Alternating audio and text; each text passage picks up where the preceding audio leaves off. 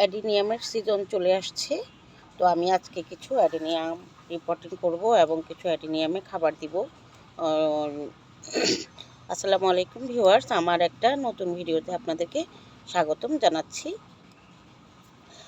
আপনারা যারা ফুল গাছ লাগান তারা তো জানেন এখন অ্যাডিনিয়ামের সিজন চলে আসছে। তো এখনই কিন্তু অ্যাডিনিয়ামে খাবার দেওয়ার সময় এবং শিকড় টিকড় কেটে দিয়ে নতুন করে পটিং করার সময়। তা আমিও আজকে একটু সময় পেয়ে ভাবলাম যে কিছু অ্যাডিনিয়াম রিপোর্টিং করি, সেজন্য চলে আসলাম আজকে আমি ছাদে। এখানে আমি আগে থেকেই কিছু মিডিয়া রেডি করে রেখেছি। সেই রেডি করা মিডিয়াতে আমি এই যে আমার মিডিয়াগুলো, এখানে আমি হাড়ের গুঁড়ি, কিছু জৈব মিক্স দিয়েছি, হাড়ের গুঁড়ি, কিছু ধানের চিটা দিয়ে এই মিডিয়াটা তৈরি করে নিয়েছি। তো আমি এখন সেই মিডিয়াতে অ্যাডিনিয়ামগুলো পটিং করে দিচ্ছি। আমি শিকড়গুলো এবার কাটলাম না, গত বছরই কেটেছি। এখন আর এগুলো আমি কাটবো না। এখন আমি এই অ্যাডিনিয়ামটা এখানে পটিং করে দিব। দেখুন কিভাবে আমি পটিং করছি। অবশ্যই অ্যাডিনিয়ামের মাটিটা ঝুরঝুরে হতে হবে আর মোটা বালির পরিমাণ বেশি থাকতে হবে।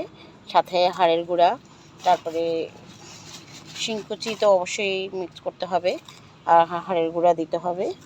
আর এইভাবে করে আমি আমার সবগুলা অ্যাডিনিয়াম এখন পটিং করে নিব আস্তে আস্তে করে।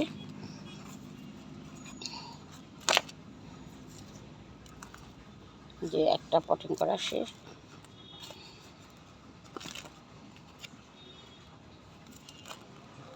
আর অ্যাডিনিয়ামে আমার এখন বাসায় নতুন টব ছিল না, সেজন্য আমি কি করলাম, আমার বোতল কাটাগুলো আমি কালেকশন করি, সেই বোতলের মাঝে আমি অ্যাডিনিয়ামগুলো পটিং করছি। এইভাবে আপনারা যারা অ্যাডিনিয়াম পটিং করার এখনই অবশ্যই তাড়াতাড়ি করে অ্যাডিনিয়াম পটিং করে। আর অ্যাডিনিয়াম ফুলটা তো অসাধারণ ফুল, এটাকে মরুর গোলাপ বলা হয়।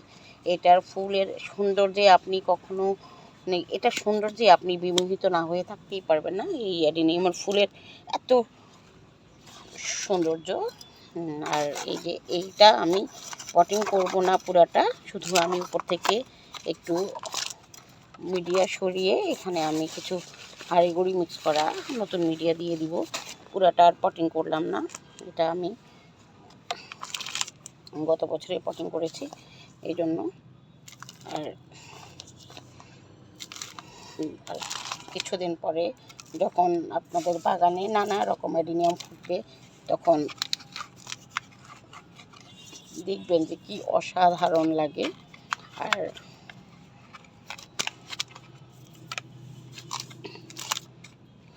যে পটিং করে ফেললাম কয়েকটা অ্যাডিনিয়াম। আর কিছু এখানে আমি আস্তে আস্তে করে সবগুলো অ্যাডিনিয়াম পটিং করছি। আসলে আমরা যারা বাগান করি তারা হচ্ছে নিজের স্বাস্থ্যের চেয়ে আগে গাছের স্বাস্থ্যের কথা চিন্তা করি। নিজে অসুস্থ হলেও দেখা যায় যে আগে গাছের জন্য দৌড়ে আসি, কি হলো, কোন গাছের কি খাবার লাগে, কোন গাছে কি সমস্যা, সবসময় এইসব চিন্তাই মাথায় থাকে। কোন গাছে কি খাবার দিতে হবে, কোন ফুলের সিজন চলে আসলো, কোন গাছে কীভাবে যত্ন করতে হবে, কোনটা মিডিয়া কীভাবে তৈরি করতে হবে। তো সবসময় দেখা যায় আমরা এগুলো নিয়ে টেনশনে থাকি। একটা গাছ আমাদের কাছে আসলে এক একটা সন্তানের মতো।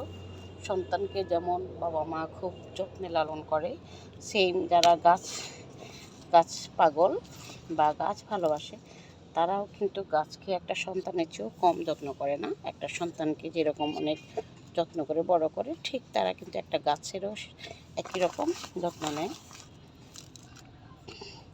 যে আমি কিছু অ্যাডিনিয়াম এখন পটিং করে ফেললাম। আর কিছুদিন পরে আর হয়তো বা অলরেডি এখনই সব কিছু গাছে কলি চলে আসছে। এই যে কিছু গাছে এখনই কলি চলে আসছে। তো কিছুদিন পরে সবগুলো গাছে ফুলে পরিপূর্ণ হয়ে যাবে। আর আমার ভিডিওটি দেখার জন্য আপনাদেরকে অনেক ধন্যবাদ।